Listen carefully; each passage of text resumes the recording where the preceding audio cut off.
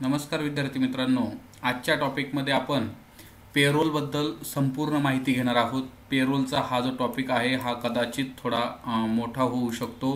साधारणपणे 28 ते 30 मिनिटांचा आजचा हा टॉपिक आहे. तर आधी आपण पेरोलबद्दल समजून घेऊया. पेरोल काय आहे? जर का आपण एखाद्या कंपनीमध्ये काम करत असेल आणि त्या कंपनीमध्ये अतिशय सोप्या आणि सुटसुटीत पद्धतीने सर्व जो नोकरदार वर्ग आहे, कामगार वर्ग आहे, त्यांना पेरोल म्हणजे त्यांची जी पगार वाटण्याची पद्धत आहे ती टॅली थ्रू जर आपण करणार असाल तर ती कशा पद्धतीने केली जाते याबद्दल आपण पूर्ण माहिती घेणार आहोत. प्रत्येक अकाउंटिंग सेक्टरला पेरोल हा टॉपिक वापरला जाईलच असं नाही आहे, पण ज्या ठिकाणी वापरला जाईल त्या ठिकाणी अतिशय चांगल्या प्रकारे काम करता यावं यासाठी आपण हा टॉपिक पाहणार आहोत. तर आपण सुरुवात करूया पेरोल व्हाउचरला. पेरोल व्हाउचर खास करून पगार वाटपाच्या सिस्टमसाठी वापरलं जातं, हे लक्षात घ्या. तर पेरोल व्हाउचर आपण आजपासून आता स्टार्ट करतोय. ह्या पेरोल व्हाउचरमध्ये प्रथमतः आपल्याला पेरोलचे फीचर्स ऑन करण्यासाठी जावं लागेल. F11 या टॉपिकला गेल्यानंतर आपल्याला अकाउंटिंग फीचर्सला एंटर करायचं आहे. अकाउंटिंग फीचर्सला एंटर केल्यानंतर आपल्याला पेरोल व्हाउचर हा टॉपिक इथनं ऑन करून घ्यायचा आहे. पहा, पेरोल व्हाउचरला आपण ऑन केलं आहे. Payroll voucher on. त्यानंतर इथं वन ऑर मोर पेरोल. आता हा काय सिस्टम आहे? तर कदाचित कधी कधी काय होतं की आपल्याकडे डिपार्टमेंट वाईज आपण पेरोल वेगवेगळ्या पद्धतीचे करू शकतो. मग एकापेक्षा जास्त पेरोल जर आपल्याला करायचे असेल तर त्या टॉपिकला देखील आपण यस करून घेतलं आणि ही स्क्रीन आपण पास करून घेऊया. ज्यावेळेस आपण ही स्क्रीन पास करून घेऊ त्यावेळेस अकाउंट इन्फोच्या शेजारी खालोखाल आपल्याला आणखी एक टॉपिक आलेला दिसेल, तो म्हणजे पेरोल व्हाउचर्स. पण तो पेरोल व्हाउचर्स तयार करायच्या आधी त्याच्यासाठी लागणारे टॅक्सेसचे फीचर्स आपण ऑन करून घेऊया. टॅक्सेसच्या फीचर्सला ऑन करत असताना आपल्याला पहा इथे दिसतं इनेबल पेरोल स्टॅट्युटरी. तर इथं आपण यस करायचं आहे. नाही केलं तरी देखील चालतं. जर तुमच्या टॅलीच्या ऑप्शनमध्ये हा टॉपिक दिसत नसेल ऑप्शनमध्ये तर इथं तुम्ही नो ठेवलं तर हरकत नाही, यस ठेवलं तरी चालेल. या ठिकाणी आपल्याला ह्या सेटिंग्स करून घ्यायच्यात. ह्या सेटिंग्स केल्यानंतर एंटर मारल्यानंतर आपल्या कंपनीचा पेरोल कोड येईल. पहा काय ऑप्शन आलेला आहे. पेरोल कोडमध्ये आपल्या कंपनीचा प्रोव्हिडंट फंडची जे डिटेल्स आपण जर प्रोव्हिडंट फंड काढलेले असतील तर प्रोव्हिडंट फंडचे डिटेल्स आपल्याला इथे दिसतील. जर का आपल्याला आपला प्रोव्हिडंट फंड आपण अकाउंट ओपन केलेलं असेल कंपनीचं तर आपल्याला इथं डिटेल्स टाकून घ्यायच्यात प्रोव्हिडंट फंडसाठीच्या. त्यानंतर कंपनीचा अकाउंट ग्रुप कोड जो काय आपल्याला आलेला असेल तो आपल्याला इथं टाकायचा आहे. कंपनीची सिक्युरिटी कोड जो काय आहे तो इथं टाकायचा आहे. हा एक लक्षात घ्या की जर तुम्हाला प्रॅक्टिस करताना ह्या माहिती तुमच्याकडे अवेलेबल नसतील तर व्हिडिओमध्ये ज्या टाकल्यात त्या तुम्ही टाकू शकता, किंवा इथं कुठल्याही प्रकारची एंट्री न करता हा टॉपिक तुम्ही यस न करता देखील पेरोलच्या एंट्री करू शकता. कुठल्याही प्रकारे टॅक्सेशनचे ऑप्शन्स ऑन न करता देखील आपल्याला पेरोलच्या एंट्री करता येणार आहेत. आणि जर तुम्हाला त्या पद्धतीनेच करायचे असतील तर ह्या स्क्रीनवरचे कोड तुम्ही वापरू शकता, किंवा तुमच्याकडे जर तुमच्या कंपनीचे कोड असतील तर ते देखील तुम्ही यूज करू शकता. ESI म्हणजे एम्प्लॉई स्टेट इन्शुरन्स, याचं देखील तुम्ही रजिस्ट्रेशन केलेलं असेल तर त्या कंपनीसाठी एक कोड जनरेट झालेला असतो. तो कोड आपल्याला या ठिकाणी टाकायचा आहे. त्यानंतर त्यांचं ब्रांच ऑफिस कुठे असेल ते टाकायचं आहे. टाकलंच पाहिजे असं काही नाही आहे. प्रॅक्टिस करताना तुम्ही डायरेक्ट सुद्धा याला एस्केप करून बाहेर पडू शकता, किंवा टॅक्सेशनचे फीचर्स ऑन न करता देखील आपण पेरोल व्हाउचर वापरू शकतो. ठीक आहे, आपण फीचर्स ऑन करून झाले आहेत. आता आपण पेरोलचे काही मास्टर्स क्रिएशन म्हणजे क्रिएट पेरोलला मास्टर जे गरजेचे आहेत ते आपण क्रिएट करण्यासाठी जाऊया. पेरोल इन्फो हा टॉपिक आपल्यासमोर आलेला आहे. पेरोल इन्फोमध्ये आल्यानंतर पहिल्यांदा समजून घ्या की पेरोल इन्फोमध्ये काय काय आले. पहा, एम्प्लॉई कॅटेगरीज आलेलं आहे, एम्प्लॉई ग्रुप आलेला आहे, एम्प्लॉईज आलेले आहेत, युनिट वर्क आलेले आहे, अटेंडन्स प्रोडक्शन टाईप आलेले आहे, पेड आलेले आहेत. तर ह्याच्याबद्दल पहिल्यांदा थोडीशी माहिती तुम्हाला सांगतो. एम्प्लॉई म्हणजे तुम्हाला तर माहितीच आहे, कामगार जेवढे काय आहेत त्या प्रत्येकाला एम्प्लॉई असं आपण म्हणणार आहे. मग कामगार वेगवेगळ्या डिपार्टमेंटला काम करत असतात. काही कामगार सेल्स डिपार्टमेंटला, काही कामगार R&D डिपार्टमेंटला, काही कामगार परचेस डिपार्टमेंटला असे जर काम करत असेल तर त्यासाठी आपण एम्प्लॉई ग्रुप तयार करू शकतो. त्यानंतर एम्प्लॉईच्या कॅटेगरीज देखील आपण या ठिकाणी तयार करू शकतो. त्यानंतर युनिट ऑफ वर्क म्हणजे काय की आपण हा कामगाराला पगार कोणत्या बेसवर देणार आहे, दिवसावरती की तासावरती, तर ते इथं युनिट ऑफ वर्क. उदाहरण सांगायचं झालं तर डे, आणि आपण आवर्स ओव्हर टाईमसाठी करत असतो. त्यानंतर अटेंडन्स प्रोडक्शन टाईप म्हणजे जो काही पगार देणार आहे तो त्यांच्या अटेंडन्सवरती किंवा ओव्हर टाईम केला असेल तर प्रोडक्शनवरती आपण त्यांना तो सॅलरी देणार आहे. तर तेही आपल्याला इथं मास्टर्स क्रिएट करून घ्यायला लागतील. त्यानंतरचा टॉपिक आहे पे हेड्स. पे हेड्स म्हणजे काय, तर कोणत्या कोणत्या गोष्टीसाठी त्याला पगार दिला जाईल किंवा त्याच्या पगारातनं काही रक्कम कट केली जाईल, त्या हेड्सला आपण पे हेड्स असं म्हणणार आहोत. तर आता आपण समजून घेऊया एक एक टॉपिक सगळा. पहिलं तर आपण एम्प्लॉई ग्रुप क्रिएट करूया. एम्प्लॉई ग्रुप क्रिएट करण्यासाठी आपण आलेलो आहोत. एम्प्लॉई ग्रुप क्रिएट करत असताना आपण या ठिकाणी एम्प्लॉई ग्रुप क्रिएट असतोय प्रायमरी कॅटेगरीमध्ये सेल्स डिपार्टमेंट, त्यानंतर परचेस किंवा R&D किंवा तुम्हाला वाटलं तर इतरही ग्रुप आपण त्यामध्ये क्रिएट करू शकतो. जसं आत्ता मी ॲडमिनिस्ट्रेशन जो एक ग्रुप तयार करतोय, तो ॲडमिनिस्ट्रेशन ग्रुप देखील तयार करू शकता, R&D देखील तयार करू शकता, परचेस देखील तयार करू शकता, असे अनेक एक्सेट्रा तुम्ही ग्रुप क्रिएट करू शकता.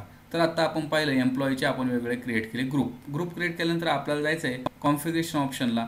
कॉन्फिगरेशनला गेल्यानंतर इथं पाहायला भेटतं पेरोल कॉन्फिगरेशन. पेरोल कॉन्फिगरेशनला आपण जाऊया आणि इथं टॉपिक दिसतोय शो रजिस्टर रिन्युअल एम्प्लॉई, ह्याला आपण नो करूया. त्यानंतर पुन्हा पाठीमागे येऊन आपण आता क्रिएट करणार आहोत एम्प्लॉई. तर एम्प्लॉई क्रिएट करण्यासाठी मी आलो आहे. एम्प्लॉईला एंटर केलं, क्रिएटला एंटर केलं आहे. क्रिएटला एंटर केल्यानंतर आता इथं एम्प्लॉईचं नाव आपल्याला टाकायचं आहे. तर एम्प्लॉईचं नाव आपण टाकून घेऊया, समजा राहुल. त्यानंतर त्याचं कोणत्या डिपार्टमेंटमध्ये हा राहुल वर्क करणार आहे ते ग्रुप आपण इथनं सिलेक्ट केला. कधी याचं जॉईनिंग होतं ते सिलेक्ट केलं. त्याचा एम्प्लॉई नंबर, त्याच्यानंतर डिझिग्नेशन म्हणजे तो कोणत्या हुद्द्यावरती काम करतोय, तर मॅनेजरवरती. फंक्शन त्याचं काम काय असणार, त्याचं काम असणार आहे ॲडमिनिस्ट्रेशन करणे. त्याच्यानंतर तो कोणत्या लोकेशनला काम करेल, त्याचं जेंडर काय असणार आहे. त्यानंतर date of birth, blood group, mother किंवा फादर्स नेम किंवा स्पॉन्सी नेम. आता हे स्पॉन्सी नेम म्हणजे काय, तर जोडीदाराचं नाव. जोडीदाराचं नाव म्हणजे जर लग्न झालेलं असेल तर त्या ठिकाणी मिसेसचं नाव घेऊ शकतो किंवा इतर वेळेस तो मित्राचं नाव देखील तिला टाईप करून घेऊ शकतो. Address, contact number, email ID या सर्व माहिती जनरल इन्फोमध्ये येतात. जनरल इन्फो झाल्यानंतर आता ही माहिती आपण पाहिल्यानंतर जनरल इन्फोमध्ये भरून घेऊया. जनरल इन्फो झाल्यानंतर आपल्यासमोर पेमेंट डिटेल्स म्हणजे ह्या व्यक्तीला जे काही पेमेंट होणार आहे ते कोण करणार आहे ते बँकेत पेमेंटच्या डिटेल्स आपण या ठिकाणी घेणार आहोत. पेमेंट डिटेल्समध्ये त्या व्यक्तीचं बँकेचं नाव, branch code, bank account number या सर्व गोष्टी आपण एक एक करून या ठिकाणी फिल करणार आहोत. पहा आता आपण इथं या ठिकाणी त्यांचा ॲड्रेस टाईप करतोय. पहिलं तर आपण एम्प्लॉई नंबर टाईप केला, त्यानंतर त्याचं डिझिग्नेशन टाईप केलं, फंक्शन टाईप केलं, लोकेशन टाईप केलं, त्यानंतर आपण त्याचं जेंडर, जन्मतारीख, त्यानंतर त्याचं ब्लड ग्रुप, त्यानंतर फादर्स मदर्स नेम आपण या ठिकाणी टाईप केलं आहे. स्पॉन्सी नेम आपण या ठिकाणी टाईप केलं आहे म्हणजे जोडीदाराचं नाव किंवा बायकोचं नाव आपण, किंवा कधी एखाद्या केसमध्ये तुम्ही आईचं नाव देखील जोडीदाराच्या याच्यामध्ये घेऊ शकता. म्हणजे टॅली त्याला कुठल्याही प्रकारे तुम्हाला अडचण करणार नाही आहे. पण शक्यतो इथं मिसेसचं नाव घेतलं जातं. जर लेडीज असेल तर त्यासाठी मिस्टरांचं नाव या ठिकाणी ते घेतात स्पॉन्सी नेममध्ये. कॉन्टॅक्ट नंबर त्या व्यक्तीचा आपण या ठिकाणी टाकून घेऊया. ईमेल या ठिकाणी आपण त्या व्यक्तीचं टाकून घेऊया. पहा हे सर्व माहिती भरलीच पाहिजे असं कुठल्याही प्रकारचं तुम्हाला कंपल्शन नाही आहे. पण जर का भरली तर त्याची सॅलरी स्लिप जी काही तयार होणार ती अतिशय सुंदर तयार होईल. म्हणून आपण या ठिकाणी संपूर्ण माहिती फिलअप करून घेतोय.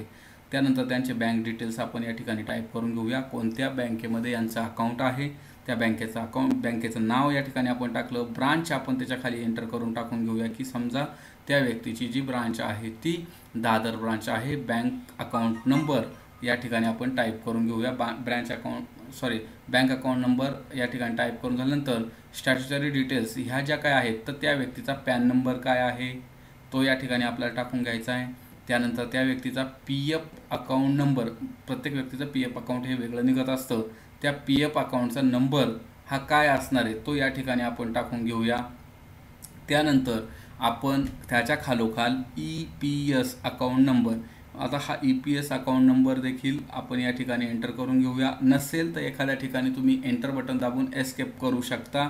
त्यानंतर ESI नंबर ह्या सर्व नंबर टाकून झाल्यानंतर आता आपण येऊया पासपोर्ट आणि व्हिसा. जर त्या व्यक्तीकडे असेल तर टाका, नसेल तर डायरेक्ट एंटर बटन प्रेस करा आणि इथनं तुम्ही खालच्या लाईनला येऊ शकता जसं कॉन्टॅक्ट डिटेल्समध्ये. आता तर इथं त्यांच्याकडे डिटेल्स आहेत म्हणून आपण भरतोय. मी पूर्ण माहिती फिलअप करून दाखवतोय, केलीच पाहिजे असं अजिबात नाही आहे. त्यानंतर कॉन्ट्रॅक्ट डिटेल्स जे आहे आपलं त्या व्यक्तीबरोबर कशा पद्धतीने आपलं कॉन्टॅक्ट झालं ते इथं टाकून घेऊया आणि एंटर बटन प्रेस करूया. एंटर बटन प्रेस करून मी एक राहुल नावाचा एक एम्प्लॉई क्रिएट केला. आपण अनेक असे एम्प्लॉई क्रिएट करू शकता. मला वाटतं एम्प्लॉईची जास्तीत जास्त प्रॅक्टिस जेवढी तुम्ही कराल तेवढी कधी पण चांगली. त्यानंतर आता आपण जाऊया वर्क्स किंवा युनिट, म्हणजे ज्या व्यक्तीला जो काही पगार दिला जाणार आहे तो पगार दिवसावरती आपण देणार आहे, म्हणून डे आणि ओव्हर टाईम केलं तर हवर्स. याच्यासाठी आपण तयार करून घेऊया त्याचे युनिट क्रिएशन. तर पहिल्यांदा हवर्सचे युनिट क्रिएशन क्रिएट करत असताना या ठिकाणी फॉर्मल नेम टाकलं आहे हवर्स आणि सिम्बॉल टाकला आहे HRS.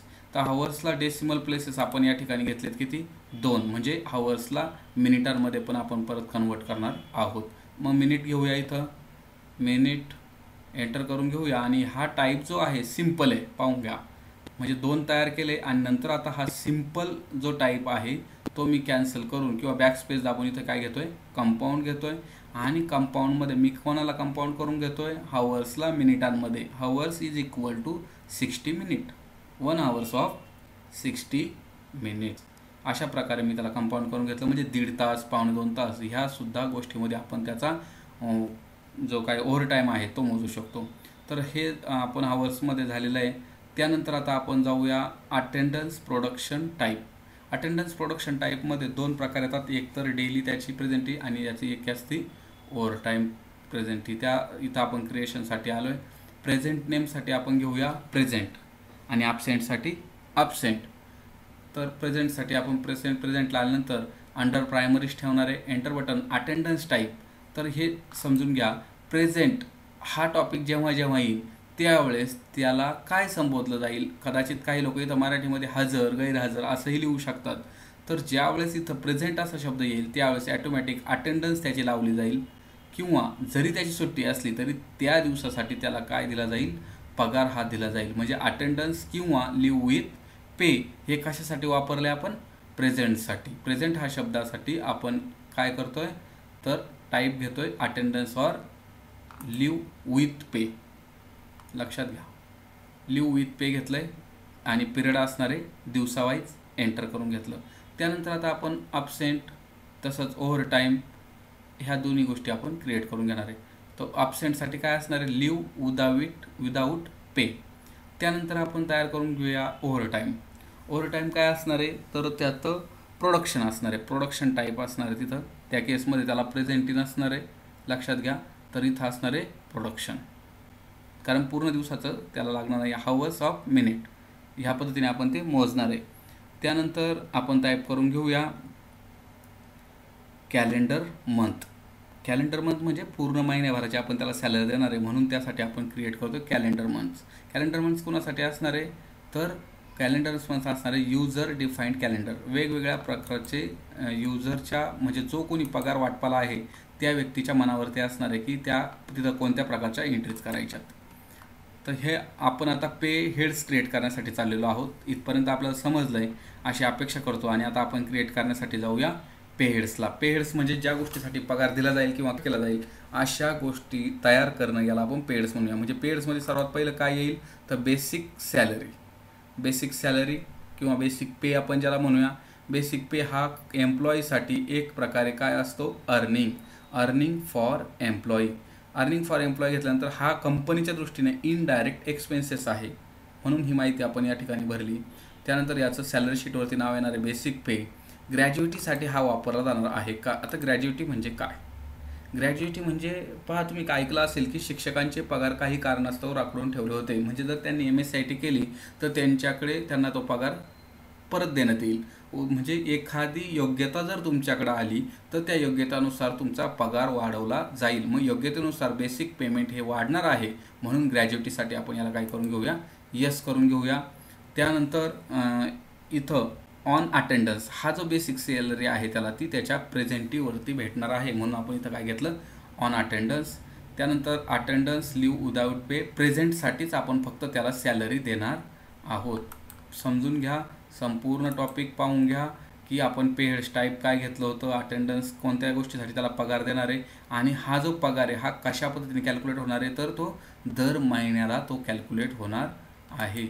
ही संपूर्ण माहिती बेसिक पे हेडसाठी आपण आत्ता बनवलेली आहे. बेसिक पे हेडसाठी संपूर्ण माहिती टाकून घेतली.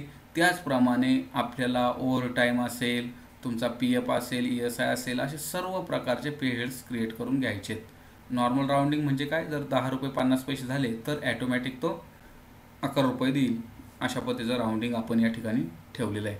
त्यानंतर दुसरा जो पे हेड्स आहे आपला तो HRA म्हणजे हाऊस रेंट अलाउन्सेस.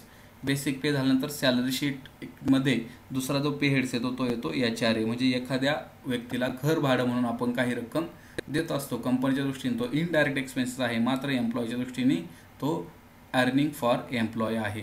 मग हा कशा पद्धतीने कॅल्क्युलेट केला जातो तर पाहून घ्या. इथं कॅल्क्युलेट करताना आपण इथं टॉपिक निवडला आहे as compound value. As compound value म्हणजे काय, तर आम्ही तुम्हाला काही काय बोलतो आपण त्याला, आम्ही तुम्हाला काहीतरी एक विशिष्ट गणित देऊ किंवा विशिष्ट प्रकारचं कॅल्क्युलेशन देऊ, त्या कॅल्क्युलेशननुसार त्याला हाऊस रेंट अलाउन्सेस भेटलं पाहिजे. या ठिकाणी राउंडिंग मेथड आहे नॉर्मल राउंडिंग. नॉर्मल राउंडिंग म्हणजे 10 रुपये 50 पैसे जर त्याचा पगार होत असेल तर त्याला 11 रुपये दिले जातील. 10 रुपये 49 पैसे पगार होत असेल तर त्याला 10 रुपये दिले जातील. हा नॉर्मल राउंडिंगचा टॉपिक आहे. मग याला कॅल्क्युलेशन कोणतं देणार आहे आपण ते इथं देऊया आपण. ऑन करंट टोटल अर्निंग जे काही स्पेसिफाय फॉर्म्युला आपण या ठिकाणी घेतोय. स्पेसिफाय फॉर्म्युला म्हणजे बेसिक पे. पाहून घ्या, मी परत एकदा थोडंसं परत दाखवतो. इथं आपण HRA घेतलेलं आहे आणि राउंडिंग मेथड आपण घेऊया. राउंडिंग मेथड घेतल्यानंतर एंटर करून इथं जो कम्प्यूट आहे म्हणजे ज्याच्यावरती आपण त्याचं कॅल्क्युलेशन करणार आहे ते कम्प्यूट काय घेतलं आहे आपण, तर एक स्पेशल फॉर्म्युला स्पेसिफाईड फॉर्म्युला आपण या ठिकाणी निवडला आहे. स्पेसिफाईड फॉर्म्युला निवडल्यानंतर कशावरती हा HRA लागू होणार, तर HRA जो लागू होणार आहे तो होणार आहे बेसिक पेवरती. मग बेसिक पेला मी या ठिकाणी एंटर केलं. बेसिक पेला एंटर केल्यानंतर इथं किती तारखेपासून हा लागू होणार आहे तर ती तारीख घेतली. त्यानंतर हा किती अमाऊंटपासून किती अमाऊंटसाठी वेगळा असेल ते इथं आपण टाकू शकतो. आणि जर का आपल्याला वाटलं की नको आहे ते सर्व अमाऊंटला एकच पाहिजे तर इथं दोन्ही ठिकाणी आपण एंटर दाबून स्किप करूया आणि या ठिकाणी पर्सेंटेज किती पर्सेंटेज हाऊस रेंट अलाउन्सेस दिला जाईल तर 40% दिला जाईल. हे आपण माहिती टाकून घेतली आणि एंटर बटन प्रेस केलं. तर हे दोन पे हेड्स आपण तयार केले. एक तयार केला बेसिक पे आणि दुसरा केला HRA. तिसरा पे हेड्स तयार करूया आपण आता कन्व्हिनियन्स.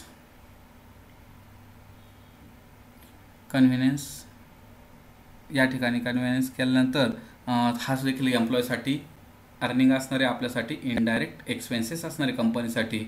त्यानंतर हा देखील फ्लॅट रेट असणार आहे म्हणजे याला आपण जे काही येण्या जाण्याचं भाडं देतोय ते एकदाच आपण महिन्याचं डायरेक्ट पूर्ण पॅकेज करून किंवा पूर्ण आपण त्याला पास काढून देणार असल्यामुळं हा फ्लॅट रेट या ठिकाणी ठेवलेला आहे आपण. तो व्यक्ती आला किंवा नाही आला तर पासाची रक्कम बदलणार नाही आहे किंवा त्याच्या हजेरीवरती हा अवलंबून नाही. म्हणून या ठिकाणी आपण काय घेतलेलं आहे, फ्लॅट रेट घेतलेलं आहे.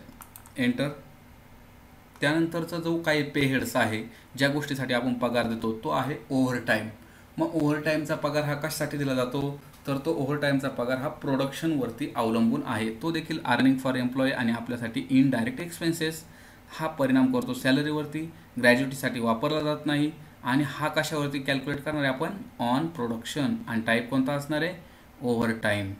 पहा ओव्हरटाईम पे म्हणून आणखी एक पे हेड्स आपण तयार केलेला आहे. तर आत्ता आपण पाहिले की पे हेड्स तयार करत असताना आणखी एक पे हेड्स आपण पाहूया की व्हेरिएबल पे. आता व्हेरिएबल पे म्हणजे इतर काही कारणास्तव आपण एखाद्या केसमध्ये आपण त्यांना पेमेंट करत असतो तर त्या गोष्टी देखील आपण या ठिकाणी घेऊ शकतो. आता हा जो असणार व्हेरिएबल पे हा असणार युजर डिफाईन म्हणजे त्या महिन्याला तो पगार करणारा व्यक्ती ठरवणार आहे की त्याला तो व्हेरिएबल पे द्यायचा किंवा नाही द्यायचा. आता हे होतं आत्तापर्यंत एम्प्लॉयसाठी अर्निंग. आता एम्प्लॉयच्या पगारातनं काही रक्कम कट केली जाते तर त्यासाठी आपण पे हेड्स तयार करूया एम्प्लॉई PF. एम्प्लॉईचा PF हा एकूण पगारातनं आपण काय करतो, कट करत असतो कॉन्ट्रिब्युशननुसार. तर एम्प्लॉई PF कॉन्ट्रिब्युशनला आपण पे हेड्स नाव दिलेलं आहे. त्याला एंटर करूया आणि पे हेड्स टाईप जो आहे तो एम्प्लॉई अर्निंग फॉर एम्प्लॉई न घेता तो घेऊया आपण. आता हा आपण इथे एक पे हेड्स तयार केला त्यामध्ये आपण तो घेऊया एम्प्लॉई स्टॅट्युटरी डिडक्शन म्हणजे टॅक्सेससाठी काही डिडक्शन एम्प्लॉईच्या पगारातनं आपण कट करतोय. मग कशासाठी कट करतोय तर PF साठी कट करतोय. इथं ऑटोमॅटिक हे PF आलं. तुम्ही जर आधी तिथं एस्केप केलेला असेल म्हणजे जर स्ट्रक्चरच्या मगाशी ज्या आपण मगाशी सांगितल्या होत्या फीचर्स त्या जर आपण तिथं केलेलं नसतील ऑन तर इथं हा टॉपिक तुम्हाला विचारणार नाही विचारला तर डायरेक्ट तुम्ही एंटर करू शकता, काही हरकत नाही. त्यानंतर करंट लायबिलिटीमध्ये कंपनीच्या तो अकाउंटला तो जमा होईल आणि कंपनीच्या अकाउंटला करंट लायबिलिटीला जमा झाल्यानंतर इथं तुम्ही पेड सॅलरी स्लिपवरती काय नाव द्यायचं तर EPF किंवा PF फक्त तुम्ही नाव देऊ शकता. नॉर्मल राउंडिंग आपण याला घेतोय आणि व्हॅल्यू घेतोय as compound value. As compound value म्हणजे काय, तर इथं आपण काही विशिष्ट कंपाऊंड देऊया, त्यानुसार total current specified formula on specified formula याला आपण लावूया. स्पेसिफाईड फॉर्म्युला कशावरती हा पी एफ कट होणार आहे तुमचा, तर पी एफ कट होणार आहे बेसिक पेवरती. बेसिक पे जी काय आहे ती जर अमाऊंट 6,500 रुपयापेक्षा कमी असेल, बेसिक पेची अमाऊंट 6,500 रुपयापेक्षा कमी असेल तर पर्सेंटेजमध्ये आपण त्याचा कट करूया पी एफ 12%. पण जर एखाद्या व्यक्तीची बेसिक पे 6,500 रुपयापेक्षा कितीही जास्त असेल तर व्हॅल्यूमध्ये आपण त्याचा एक पी एफ कट करूया फिक्स रेटमध्ये, ज्याला म्हणतो तो 780 रुपये. मग अशा प्रकारे आपण आता काय क्रिएट केलं, एम्प्लॉईचं पी एफ. त्यानंतर आणखी कोणत्या गोष्टीसाठी एम्प्लॉईकडनं पैसे कट होत असतात पगारातनं, तर आणखी त्याच्याकडनं ESI साठी देखील कॉन्ट्रीब्युशन होत असतं किंवा ESI साठी देखील त्याच्या पगारातनं काही रक्कम ही कट केली जाते. मग ती आता आपण पाहूया, एम्प्लॉई ESI कॉन्ट्रीब्युशन किंवा एम्प्लॉई ESI डिडक्शन. यातलं कुठलाही टॉपिक किंवा कुठलंही नाव या ठिकाणी आपण देऊ शकतो, हेच दिलं पाहिजे असं अजिबात नाही आहे. तर आता आपण येऊया खाली पुन्हा एकदा. पे हेड टाईप काय असणार आहे ह्या व्यक्तीचा देखील, अर्निंग फॉर एम्प्लॉय असेल का, नाही, तर हा असणार आहे डिडक्शन फ्रॉम एम्प्लॉई किंवा एम्प्लॉई स्टॅच्युटरी डिडक्शन. त्यानंतर इथं कुठल्याही प्रकारचा इन्शुरन्स जर तुम्ही तिकडं यस केलेला असेल आधीच F3ला, F11 F3ला, तर इथं यस येईल. अन्यथा इथला हा टॉपिक तुम्हाला विचारणार नाही, डायरेक्ट एंटर दाबून तुमचा टॉपिक येईल. इथे nature of affair pay slip, pay स्लिपवरती याचं name of affair in pay slip, तर इथं नाव काय येणार ते. त्यानंतर आता पुन्हा इथं फॉर्म्युला आपण लावूया, ऑन स्पेसिफाईड फॉर्म्युला. ESI कशावरती कटिंग होणार आहे, तर आपल्या बेसिक पेवरती. बेसिक पे आणखी हाऊस रेंट, HRA आणि बेसिक पे ह्या दोन गोष्टी आपण ॲड केलेल्या आहेत या ठिकाणी फंक्शनला. ॲड पे हेला आपण गेलो, आणखी तिथं आपण पे हेड ॲड करूया कन्व्हिनियन्स, म्हणजे ज्या ज्या गोष्टीसाठी आपल्याला इन्कम झालेला आहे एम्प्लॉईला त्या गोष्टी आपण फंक्शनमध्ये ॲड केलेल्या आहेत आणि पे हेड्स ते ॲड केले आहेत. त्यानंतर त्या पे हेड्सवरती किती पर्सेंटेज, तर तिथं आपण 1.75% त्यांचा काय कट करून घेतलेला आहे, ESI म्हणजे एम्प्लॉई स्टेट इन्शुरन्स. तर आता आपण कोणत्या गोष्टीसाठी कामगारांना पगार दिला जातो आणि कोणत्या गोष्टींसाठी कामगारांकडनं पगार कट केला जातो, या दोनही गोष्टी पाहिलेल्या आहेत. आता त्याच्या व्यतिरिक्त आणखी काही गोष्टी आहेत का ज्याच्यासाठी आपला पगार कट केला जातो, तो म्हणजे प्रोफेशनल टॅक्स. प्रोफेशनल टॅक्समध्ये देखील हा काय आहे, एम्प्लॉईसाठी डिडक्शन आहे. Professional tax employee statutory deduction हा टॉपिक आपण या ठिकाणी घेतलेला आहे. त्याचा रजिस्ट्रेशन नंबर आपण इथं टाकून घेऊया. त्यानंतर याला देखील आपल्याला स्पेसिफाईड फॉर्म्युला किंवा फ्लॅट रेट किंवा युजर डिफाईंड या देखील आपण टॉपिकमध्ये त्याला ॲड करून घेऊ शकतो. पहा मी या ठिकाणी त्याचं सॅलरीवरती इफेक्ट होतो आहे का, पे स्लिपवरती काय नाव येणार आहे, कशा प्रकारे तो कॅल्क्युलेट होणार आहे, महिन्याला कॅल्क्युलेट होणार आहे. त्यानंतर कंपोनंट व्हॅल्यू, कंपोनंट कशा प्रकारे करायचं, तर टोटल करंट अर्निंग जे आहे आत्ता, त्या टोटल करंट अर्निंग म्हणजे एम्प्लॉयला जे काय पैसे भेटणार त्या अर्निंगमध्ये ती अमाऊंट जर का 5,000पेक्षा कमी असेल तर त्या व्यक्तीला व्हॅल्यूमध्ये किती प्रोफेशनल टॅक्स कट करायचा, 0.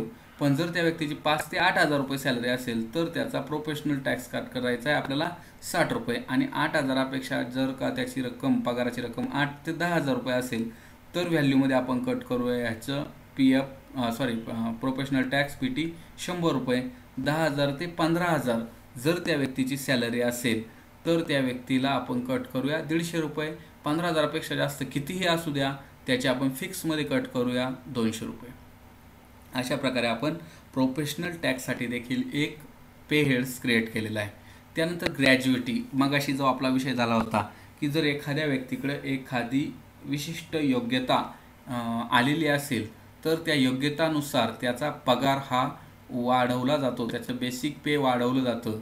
तर ते कशा पद्धतीने असतं ते आता आपण पाहूया. ग्रॅज्युएटी एक्सपेन्सेस नावाचा आपण प्रोव्हिजनल एक तयार करून घेतलेला आहे. ग्रॅज्युएटी डे इन मंथ म्हणजे किती दिवसांसाठी आपण ग्रॅज्युएटी देणार आहोत, तर 26 दिवसांसाठी ग्रॅज्युएटी देणार आहोत. 1 ते 60 महिन्यांपर्यंत आपण ती ग्रॅज्युएटी देणार आहोत. मग वेगवेगळ्या ग्रॅज्युएटीनुसार आपण वेगवेगळ्या प्रकारची त्याला अमाऊंट ही ठरवतोय. परत पाहून घ्या ग्रॅज्युएटी मी कशा पद्धतीने ठरवली आहे. 1 ते 60 जर महिने तो ग्रॅज्युएटी असेल त्याला 0 म्हणजे त्या व्यक्तीला आपण पगार वाढ त्याची जर 1 ते 60 दिवस त्याने आपल्या कंपनीत भरवले, 1 ते 60 महिने, तर झिरो त्याला ग्रॅज्युटी असणार आहे. 60 ते 120 महिने जर त्याने आपल्या कंपनीत भरवले तर त्याला ₹15 आपण पर इयर कॅल्क्युलेशनच्या बेसवरती 15% किंवा ₹15 आपण त्याला म्हणूया त्याला ग्रॅज्युटी देणार आहोत. त्यानंतर 60 ते 120साठी वेगळी ग्रॅज्युटी आहे आणि 120च्या पुढे देखील आपण एक विशिष्ट ग्रॅज्युटी प्रत्येकाला देणार आहोत.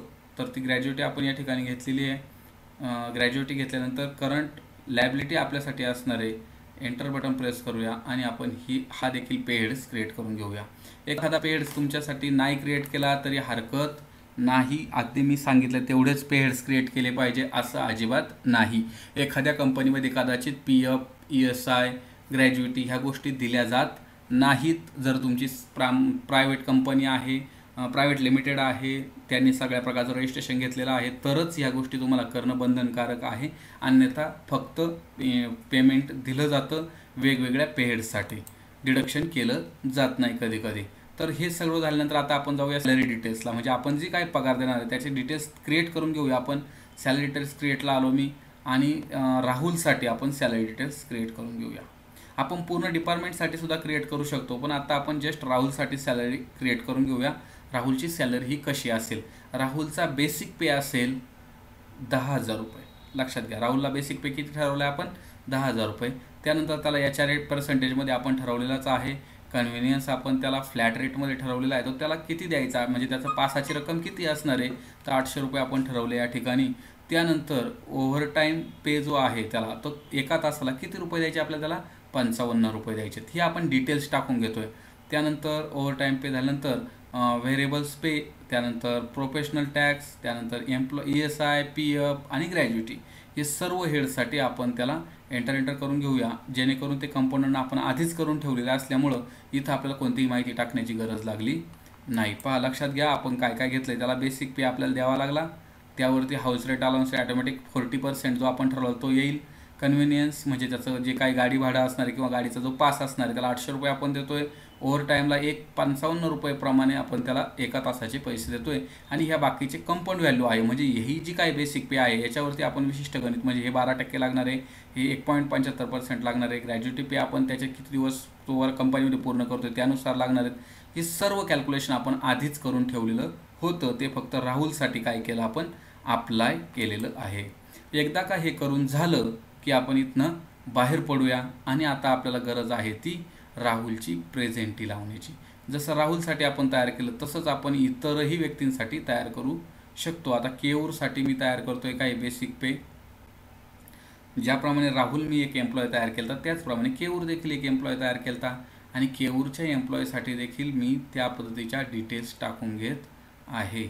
पाहून घ्या, तुम्ही देखील एका व्यक्तीसाठी तयार करू शकता किंवा तुम्हाला वाटलंच तर तुम्ही सर्वच डिपार्टमेंटसाठी देखील एका वेळेस आपण क्रिएट या ठिकाणी करून घेऊ शकतो.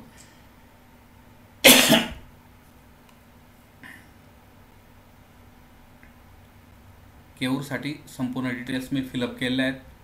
त्यानंतर आता मी पूर्ण डिपार्टमेंटलाच, एका विशिष्ट डिपार्टमेंटला, म्हणजे जसं मला सेल्स डिपार्टमेंटमध्ये जेवढे काही माझे एम्प्लॉय असतील त्या सगळ्याच एम्प्लॉयला मला फिक्स, प्रत्येक एम्प्लॉयला मला सारखीच सॅलरी ठेवायची. त्या सर्वांचा बेसिक पे हा सारखा असणार आहे तर तुम्ही टाकून घेऊ शकता. हाऊस रेंट अलाउन्सेस सारखा असणार आहे हे तुम्ही टाकून घेऊ शकता. कन्व्हिनियन्स तुम्ही टाकून घेऊ शकता.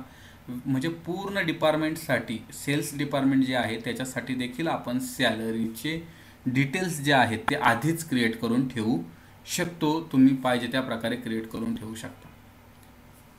कुठलीही गोष्ट जर समजली नसेल तर कमेंट बॉक्समध्ये तुम्ही टाकत चला. कमेंट बॉक्समधल्या प्रश्नांना मी नक्की उत्तर देण्याचा प्रयत्न करेल. यानंतर आता आपण जाऊया. पहा, आपल्याला सॅलरी आपण क्रिएट केल्या आणि सॅलरी क्रिएट केल्यानंतर आपण ही कशासाठी सॅलरी क्रिएट केली? सेल्ससाठी. लक्षात घ्या, सेल्ससाठी ही सॅलरी क्रिएट करतोय आणि ही कशा पद्धतीने ॲटोमॅटिक दुसऱ्याला अप्लाय होती हे आता आपण पाहणार आहे. ही सर्व क्रिएट झाली आणि ॲटोमॅटिक आला अप्लाय करण्यासाठी मी घेतलं होतं.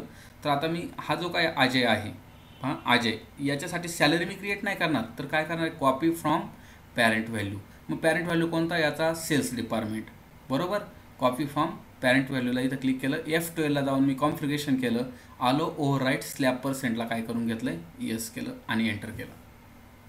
तर आता इथं कॉपी करतोय मी अजयसाठी. कुठून? तर सेल्स डिपार्टमेंट, पहा under sales department, Ajay under sales department आणि ॲटोमॅटिक हे सर्व टॉपिक इथं आलेलं आहे. अगदी अशाच पद्धतीने तुम्ही जा असं मी कधी म्हणणार नाही, पण जर गेलात प्रत्येक टॉपिक तुम्ही याप्रमाणे सिलेक्ट करत तर तुमची प्रॅक्टिस अतिशय छान होईल. मी याप्रमाणे सर्व डिटेल्स या ठिकाणी टाकून घेतोय अजयसाठीच्या सर्व डिटेल्स टाकल्या, एंटर करून मी बाहेर पडलो. तर अशा प्रकारे आपण पाहून घ्या की काय काय क्रिएट केलं आत्तापर्यंत आपण. एम्प्लॉईज क्रिएट केल्या, एम्प्लॉईचे ग्रुप क्रिएट केले, युनिट ऑफ वर्क क्रिएट केलं, त्यानंतर अटेंडन्स प्रोडक्शन टाईप आपण क्रिएट केले, पेड्स क्रिएट केले, सॅलरी डिटेल्स आपण क्रिएट केल्या. आता आपल्याला फिल करायचं आहे ते म्हणजे त्यांची हजेरी किती होती. आत्तापर्यंत जो वेळ गेला आपला तो फक्त मास्टर क्रिएशनमध्येच वेळ गेला. हे वन टाईम क्रिएट करायचे तुम्हाला कंपनीमध्ये. हाच टॉपिक तुम्हाला थोडासा अवघड वाटेल. एकदा का हा टॉपिक तुमच्या कंपनीमध्ये ऑलरेडी क्रिएट झाला की तिथून पुढे तुम्हाला फक्त आणि फक्त त्या एम्प्लॉईंची प्रेझेंटी आणि ओव्हर टाईम एवढीच एंट्री करायची पेरोल व्हाउचरमध्ये आणि बाकीच्या गोष्टी ह्या ॲटोमॅटिक जनरेट होणार आहेत. तर मग त्या व्यक्तीची हजेरी किंवा त्याची प्रेझेंटी कशा पद्धतीने करायची ते आता आपण पाहूया पेरोल व्हाउचर एंट्रीमधून. तर पेरोल व्हाउचर एंट्रीला आपण जाऊया, payroll vouchers, enter button press करूया. पेरोल व्हाउचर्सला आल्यानंतर पहा एंटर बटन प्रेस केल्यानंतर आपल्यासमोर पेरोल व्हाउचर्स ओपन झालं आहे. इथं आपण देऊया अटेंडन्स, कंट्रोल F5. कंट्रोल F5ला गेलो, अटेंडन्सला गेलो, डेट ऑप्शन आपण निवडूया आणि इथनं कोणत्या डेटला ती प्रेझेंटी फिल करत आहोत ती आपण इथं टाकून घेऊया, 30/4/2010. एंटर. त्यानंतर त्या एम्प्लॉईला Alt A बटन प्रेस करूया आपण. Alt Aने काय होईल तर अटेंडन्स जी आहे ना ती ॲटो फिल होईल. पहा तुम्ही एकेकाची टाकू शकता, हरकत नाही, पण ॲटो फिल सर्वांसाठी आपल्याला या ठिकाणी करता येईल. ऑल ॲटमसाठी ॲटो फिलला आला आपण. प्रेझेंटी लावतोय आपण फक्त या ठिकाणी म्हणून प्रेझेंट घेतलं. Auto fill value to fill आता आपण 0 आहे तर आपण इथं ॲटोमॅटिक सर्वांची सेम लावू शकतो आणि किंवा आपल्याला वाटेल ती कुणाचे किती दिवस प्रेझेंटी येईल ती प्रेझेंटी आपण आपल्या हाताने सुद्धा एंटर करू शकतो. अशा प्रकारे आपण काय केलेलं आहे आत्ता सर्वांची अटेंडन्स लावलेली आहे. तर अटेंडन्स समजलं. अटेंडन्स मला वाटतं नक्कीच अवघड नाही आहे. अटेंडन्स झाल्यानंतर आता आपण पेड्स जे आहेत क्रिएट केलेले ते कशा पद्धतीने काम करतात ते आता पाहण्यासाठी आपण पुन्हा एकदा जाऊया पेड्सला. पुन्हा एक पेड्स आपण क्रिएट करूया किंवा सिलेक्ट करूया पेड्स आपण मगाशी तयार केले ते आठवत असेल तुम्हाला, बेसिक पे वगैरे वगैरे ते सगळं. तर आणखी एक पेड्स तयार करूया, सॅलरी पेएबल्स पेड्स तयार करण्याचा मागचा उद्देश काय तर पुढच्या महिन्याची सॅलरी आपल्याला त्याला किती द्यावी लागेल याच्यासाठी आपण आधीच त्या अकाउंटला त्या ज्या अकाउंटमधून आपण त्यांना सॅलरी देणार आहे त्या अकाउंटला आपण ती रिफ्लेक्ट करून ठेवू शकतो. म्हणून आपण सॅलरी पेएबल्स नावाचं एक पेड्स क्रिएट करून ठेवलेलं आहे. मग सॅलरी पेएबल्सला आपण क्रिएट केल्यानंतर आपण आलो आहे सॅलरी एंट्री कशी पद्धतीने करायची. तर त्यासाठी आपण जाऊया पुन्हा पेरोल व्हाउचरला आपण गेल्यानंतर एंटर बटन प्रेस करूया आणि आता जाऊया कंट्रोल F4 पेरोल ऑप्शनला आलो आहे. पेमेंट जे काय आपण करणार आहे त्याची पहिल्यांदा डेट सिलेक्ट करून घेऊया. कोणत्या तारखेला आपण पेमेंट करतोय ती डेट आपण या ठिकाणी घेतलं. समजा आपण 31/5ला आपण पेमेंट करतोय, 31/5/2010 या ठिकाणी मी डेट घेतली, एंटर केलं आणि press Alt A button me press केला. Alt A बटन प्रेस केल्यानंतर पेरोलच्या ज्या ॲटो फिलच्या फीचर्स आहेत ते माझ्यावर ओपन झाल्या. यानंतर या ठिकाणी मला काय करायचं आहे, या ठिकाणी प्रोसेस फॉर सॅलरी आणि सर्व डिटेल्स टाकून घ्यायच्यात मला. इथे डिटेल्स टाकल्यानंतर एम्प्लॉई ग्रुप फक्त एका विशिष्ट एम्प्लॉई ग्रुपसाठी करायचं की सगळ्या डिपार्टमेंटसाठी. तर ऑल ॲटम्स केलं या ठिकाणी. पेरोल लेजर सॅलरी पेएबल हा टॉपिक या ठिकाणी घेतला. आता फक्त एंट्री करायची कुठं राहिलं बाकीचं माझं बघून घ्या. ह्या सर्व एंट्री ॲटोमॅटिक आलेल्या आहेत. का तर मी ह्या व्यक्तींच्या प्रेझेंटी लावलेल्या होत्या म्हणून यांची बेसिक सॅलरी ॲटोमॅटिक आली. फक्त यांचा जो काही कन्व्हिनियन्स आहे जो आपण युजर डिफाईन ठेवला होता, प्रोफेशनल टॅक्स किंवा व्हेरिएबल्स पे, आपण जे काही ज्या गोष्टी आपण युजर डिफाईन ठेवल्या होत्या तेवढ्याच फक्त आपल्याला एंटर करायच्या बाकी आहेत. बाकी ॲटोमॅटिक पूर्ण तुमची पेरोलची व्हाउचर जे आहे पेरोलचं जी काही एंट्री आहे ती झालेली आहे. अतिशय सोप्या पद्धतीने आपण पाहिलं. आता ह्या पेरोल जी एंट्री केली याचा रिपोर्ट कसा पाहायचा त्यासाठी आपण जाऊया पेरोल रिपोर्टला. प्रथमतः आपण जाऊया डिस्प्लेला गेल्यानंतर आपल्याला आतमध्ये गेल्यानंतर एंटर झाल्यानंतर आपल्याला दिसेल पेरोल रिपोर्ट्स किंवा या ठिकाणी आपल्याला पेरोल रिपोर्ट्समध्ये जाऊया आपण. पेरोल रिपोर्ट्समध्ये आलो आहे. पेरोल रिपोर्ट्सला एंटर केल्यानंतर स्टेटमेंट ऑफ पेरोल याला आपण एंटर बटन प्रेस करूया. त्यानंतर पे स्लिपला एंटर करूया.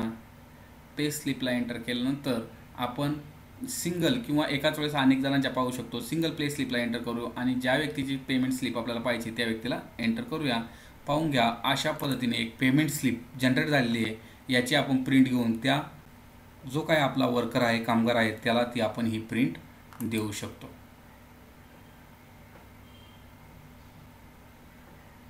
राहुलचं आपण डिटेल्स पूर्ण टाकले होते. राहुलची अतिशय छान निघाली असती.